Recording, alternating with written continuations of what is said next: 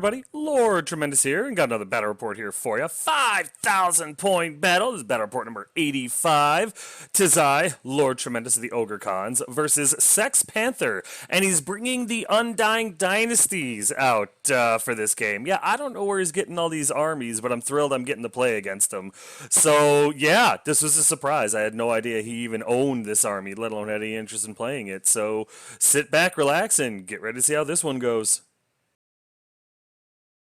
Here's my list, and it has not changed. And the more I play with it, the less I think I'm going to change it. Anyway, I have my Mammoth Hunter, Shyhammer. He's got his Ogre Crossbow, Flaming Lance, Lucky Shield, Obsidian Rock, the Charm of Cursed Iron, the big name Wildheart, and he's on his Rock-a-Rock Warghammer. Next up, I have my Mammoth Hunter. He's my BSB, he's got his Ogre Crossbow, Heart Ripper, Yeti Furs, and the big name Troll Eater. He's perfect. There's no reason to ever change him. Then I have my Shaman Skaz. He's got 4 learned spells, the Dragon Fire Gem, and he uses the path of Thaumaturgy. And then I have my first Mammoth Hunter, Lord Tremendous. He's got his Ogre Crossbow, the Obsidian Blade, the Armor of Fortune, the Headhunter Big Name, and he's on his trusty Tusker, the War Teddy. Oh yeah. Starting off my core choices, I have a unit of 10 Tribesmen, the good old boys. They have Banner Musician, Iron Fists, and the Banner of Discipline, so they don't run away. Then I have 2 units of 15 Scraplings, both with Musician and Bows, the Randos, and the Scrap Pack. Starting off my special choices, I have my Saber-Tooth Tiger, Bow Wowzer. I have 6 Scrapling Trappers, the Favored Pets. And 3 Tusker Cavalry, the Fat and the Furious, which have a banner, great weapons, and a war standard. Finishing up my special choices are 5 Yeti with a champion. Picking up my sole choice in the Powder Keg category is my Scratapult. And then in the Chain Beast category, I start off with my Slave Giant, who is yet unnamed. I'm working on that, because I think I'm going to keep him in the list. And then I've got the one that you all came to see, my Frost Mammoth, Rufus. He's got a couple of Ogre Crossbows and the guys he carries around on his back, but he's the star of the show. And you know it. If you've watched these battle reports, you already know that. I just like to make sure that you never, ever, ever forget. That's going to do it for my list. I'm going to post my opponent's list, play some music. Feel free to pause it whenever you like to see what he took.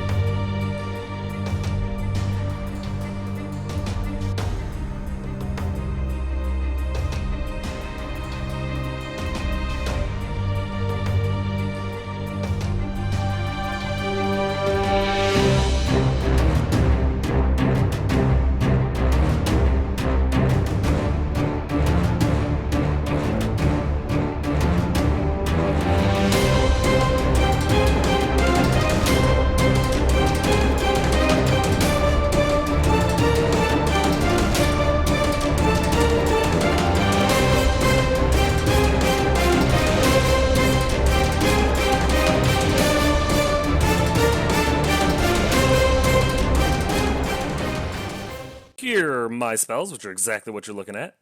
And here are my opponent's first set of spells out of the evocation path. And here are my opponent's spells out of the divination tree path, whatever. Here's deployment, and I believe I got to go first, so I just spread across the table. I did not know what he was bringing.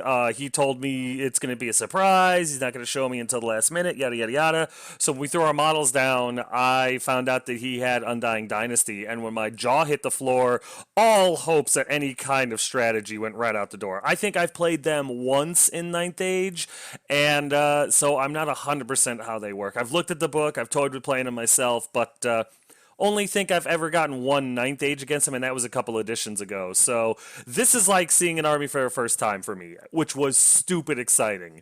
So I just threw my stuff down. There's really no rhyme or reason. The fast stuff is on the right, the slower stuff is in the middle, and I've got Lord Tremendous on the left flank there just in case anything gets froggy. And that was it. It was going to be targets of opportunity and just fun. I was really looking forward to this. The only real strategic thing I did is you can kind of see it on the right side there in the ruins. I have my trappers and they're going to go after the casket because I'm pretty sure I know what that thing does and I can't let it go off all by itself. So the trappers are going to throw rotten apples at it until it dies. That's it for deployment. Here's top of one after movement, and like I said, I got to go first, and so I flew forward. The Yetis land in the water, that's as far as they could go, and that's really about it. Like, everything just kind of shoots forward. The what's it called? The Tusker Cav, I stopped them just outside the forest because I don't feel like taking dangerous terrain checks just yet. But everything comes forward with the exception of the Scratapult. I'm just going to try to be aggressive with this one and see what happens because I'm curious to see what the undead can do.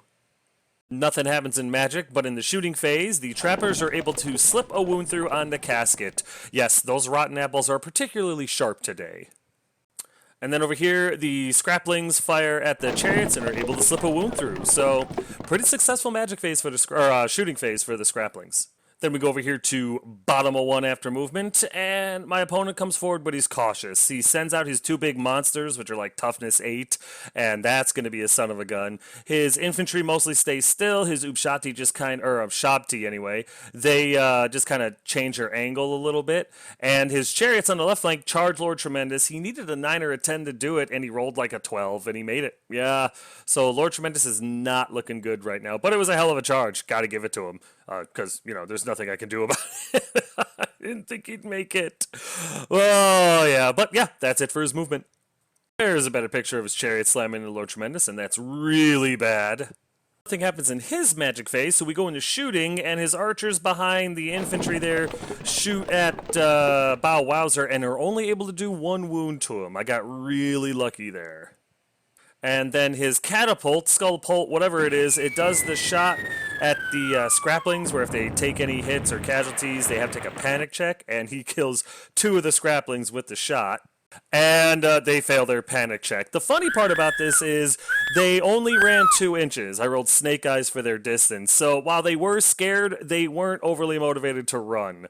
Long story short, though, they never rally. They're off the table. So in the end, he got exactly what he wanted. We go into combat, and while I am able to kill one of the chariots, their impact hits and everything else, they win this combat by enough. I break and I get run down, which is really sad. It was a hell of a charge by my opponent, though. What can you do? His overrun puts him literally right up against the hill there, and that's where he ends. So I've got a countercharge with the Scratapult. I know you can't see it in this picture, but trust me, it's about to happen. So at least I have a way to deal with him, but man, losing Lord Tremendous to his chariots really hurt. Here we are in the top of 2 after all that, and like I said, the Scratapult has a charge into the chariots and takes it, and then I'm like, what the hell? I want to see what happens. So the Yetis and the BSB charge into the Battle Cat, whatever it is, on the left side. The Rock and the good old boys charge into the Death Sphinx or whatever it is. And I want to see what's going to happen. I don't think I'm going to do well against them. I don't know if I'm going to do well against them, but losing Lord Tremendous hit me in the pride a little bit. So things have to die, even if they're already dead. And that's why I charge with everything. Rufus moves up to support. I am not able to get within 6 inches, unfortunately, but he's up as close as he can get. The Tusker Cav go up through the forest at the regular movement, so I don't take DTs. The Scraplings on the right flank, I more or less leave right where they're at. They move up, I'm sorry, that's not true. They move up 4 inches so they can shoot at the casket. The trappers do the same thing. The Giant and Bow Wowzer go after his catapult, and Skaz dives into the water to fire some shots into the big unit of infantry. That is it for movement. There's a better picture of the Yeti slamming into the Battle Sphinx, I think, and I'm very curious to see what's going to happen there. And there's a better picture of the Hammers and the good old boys slamming into the Death Sphinx, which is also something I'm very curious about what's going to happen. Nothing happens in magic or shooting. We go into combat, and I'm able to do 3 wounds to this thing. 3. That's it. Their toughness 8 was not easy. And in return, I only take a wound, though. Their counterattack really wasn't that good. So with charge, rank, banner, and 3 wounds to a wound, I win this combat by enough. Sphinx crumbles into dust, and I have to overrun with the hammers, and I choose to overrun with the good old boys just because. And as you can see, the Rock makes it into the infantry, and the good old boys make it into the shop T. And while this looks good, I know in my heart right here I made a mistake, and that I'm about to lose my general because that entire unit has spears. So any wound they do is a wound. I'm in a lot of trouble. Over here, more or less the same thing. I think I do 3 wounds to the Battle Sphinx. In return, I take 5 wounds. 5 wounds. So charge, 3 wounds, and a banner to 5 wounds. I believe it's a stalemate, and we just kind of look at each other. And then over here, the Scratapult into the chariot. I'm able to kill one of the chariots and do 2 wounds to another. He does nothing in return. I win this combat by a lot, and I believe the chariot disintegrates, which is good. Lord Tremendous is avenged, but at least the Scratapult's being useful. I'm starting to maybe think that this thing is going to have to be a staple in the army. I'm liking it as a chariot more than the catapult.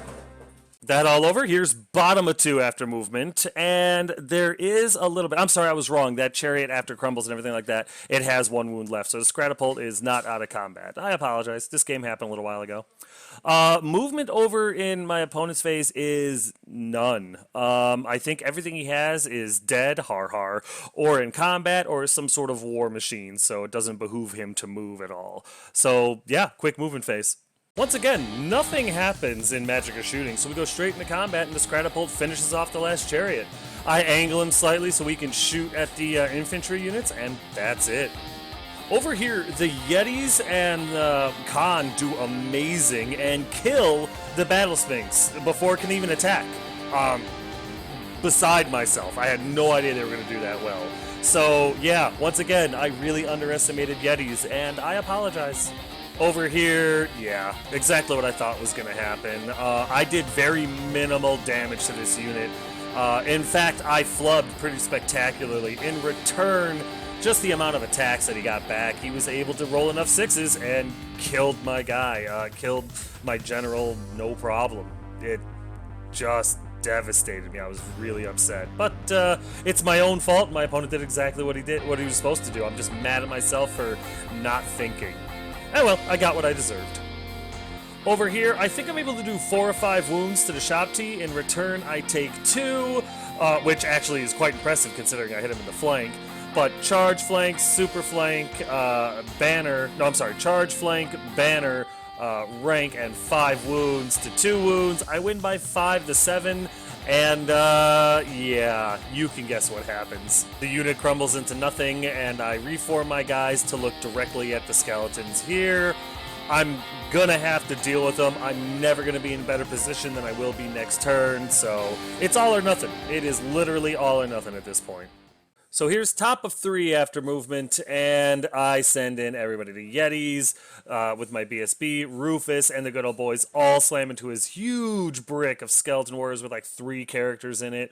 The Tusker calves slam into the casket, the giant goes into the catapult, and this is it. You know, I'm either going to win these combats and win the game, or I'm going to get broke here like a twig, and he's going to win this game. But this is where it's going to be decided right here in this turn. No holds barred. And should be interesting. Meanwhile, Bow Wowzer more or less just kind of watches. Skaz moves up to try to offer any spell support he can. The Scratapult moves up to take a pot shot at the archers. And the trappers and the scraplings on the right flank more or less are just going to watch for the rest of the game. That's it for movement. There's a better picture of the Yetis, Rufus, and the good old boys all slamming into the skeleton unit. Like I said, it's all or nothing at this point, and I'm betting big to win big here. There's a better picture of my giant slamming into the catapult. No, he doesn't. You know, the catapult doesn't have a rear on my guy or anything like that. It's just that's the best way to make him stay up on that hill.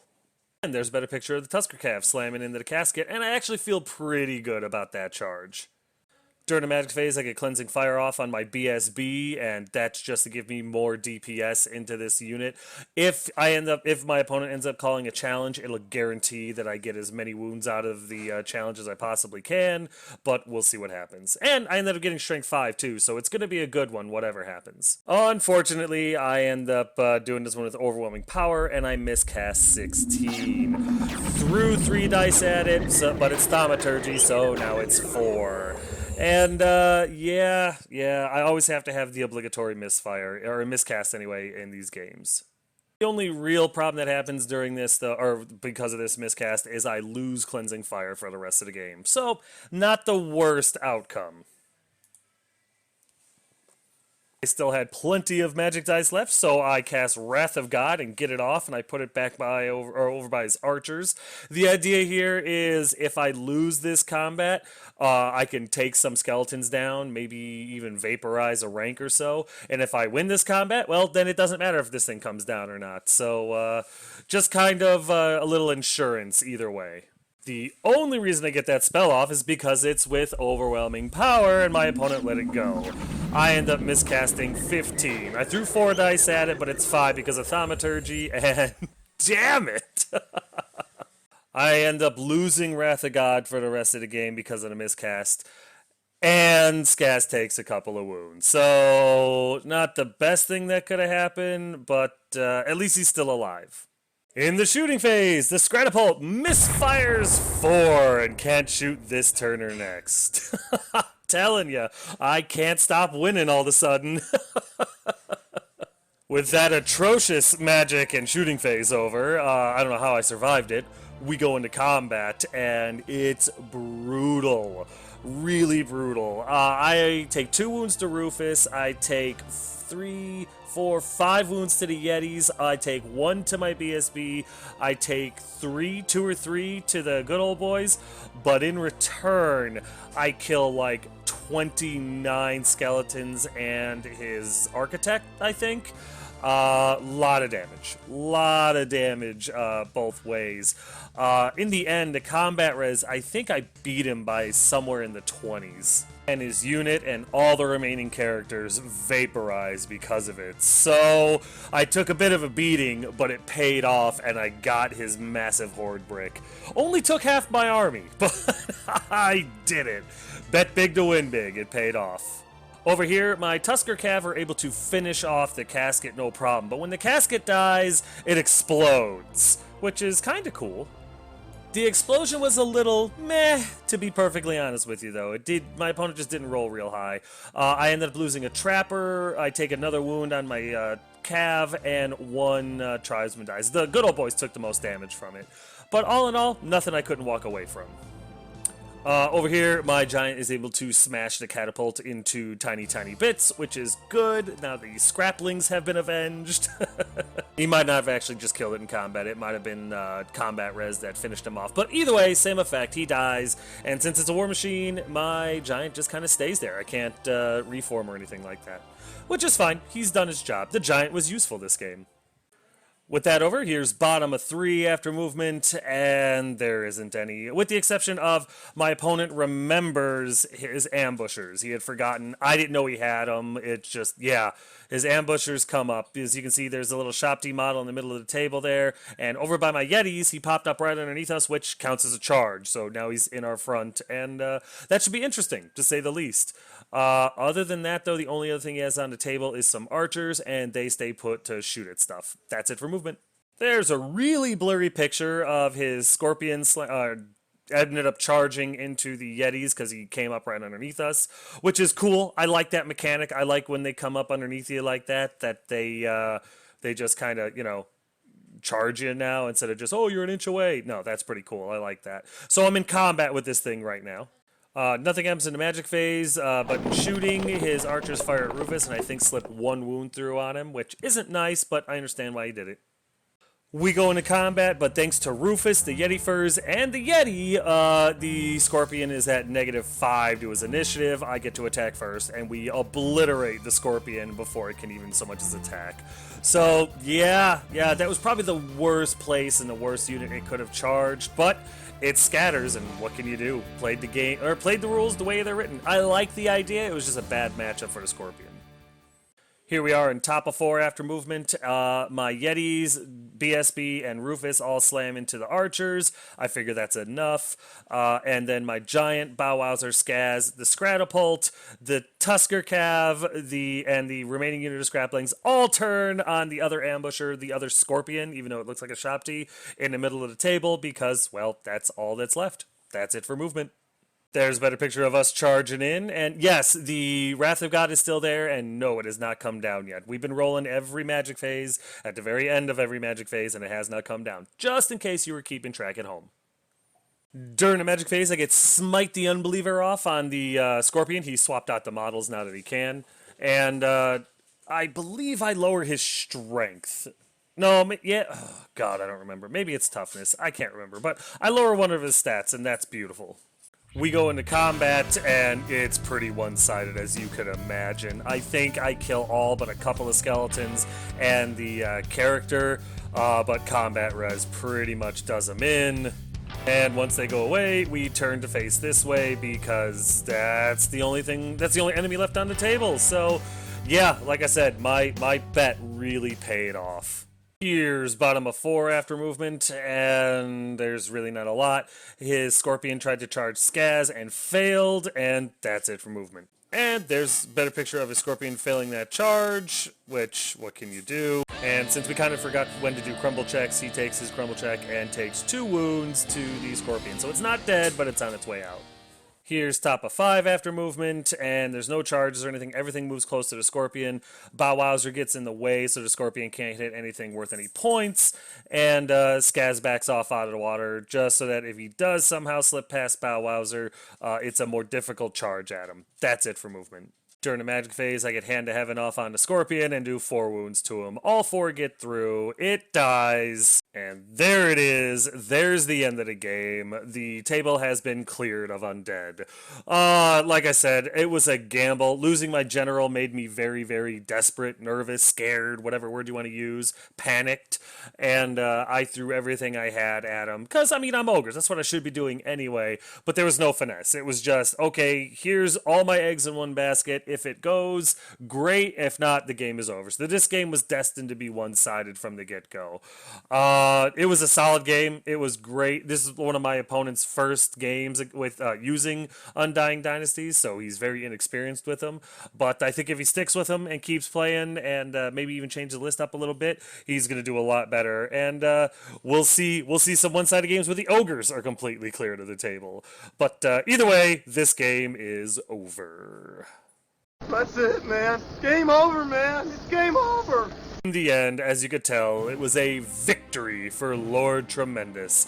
I ended up tabling my opponent in the top of turn 5. Just unfortunate inexperience for my opponent, and some crazy amounts of luck and desperation on my part.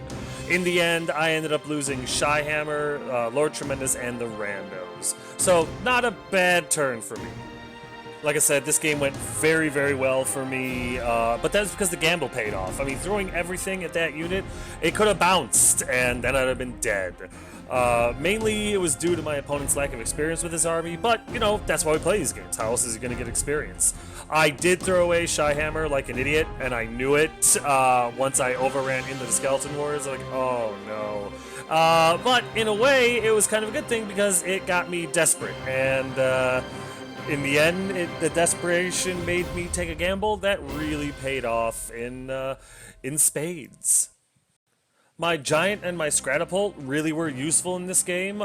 They did really well. The Giant took out the Catapult. The Scratapult stopped his Chariots after they took out Lord Tremendous. Maybe I'm not going to take him out of the list. Maybe I'm not going to change up my list. I might keep it this way. I like the composition of the army. Maybe it was never them. Maybe it was always me the entire time. I think I can make this list work, though, but I need more practice and test games and stuff like that with it in order to find out. And I'm going to get them, so we're going to find out together. Aww. As always, though, Sex Panther is a phenomenal opponent. He really, really is. He really shocked me by putting the Undying Dynasties on the table, like stunned me, and it was exciting. It's always neat to see a new army on the table that you don't face every day. Don't get me wrong, I love to see anything across the table, but you understand what I'm saying. It's a treat when you play an army you're not used to playing. And even though this one went, pretty one-sided, I'm looking forward to our rematch, and I can almost promise you it's not going to be as one-sided next time I face off against Undying Dynasties. Real quick, this is part of the report where I get to say thank you to everyone who supports me financially through Patreon, PayPal, and other means. I have many very, very generous donors, most of which want to remain anonymous. I don't understand it, but I will respect it. However, these are the individuals that allow me to thank them properly, and I will do so now.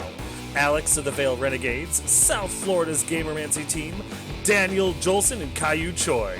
Thank you guys very, very much. Thank you to all my patrons. I really do appreciate it, and I hope I continue to be worthy of your generosity. But that's it, guys and gals. Battle Report number 85 is officially in the history books. As always, if you have any questions, comments, concerns, or complaints, feel free to put them in the comment section below, and I will get back to you as quick as I can. But yeah, guys, thanks.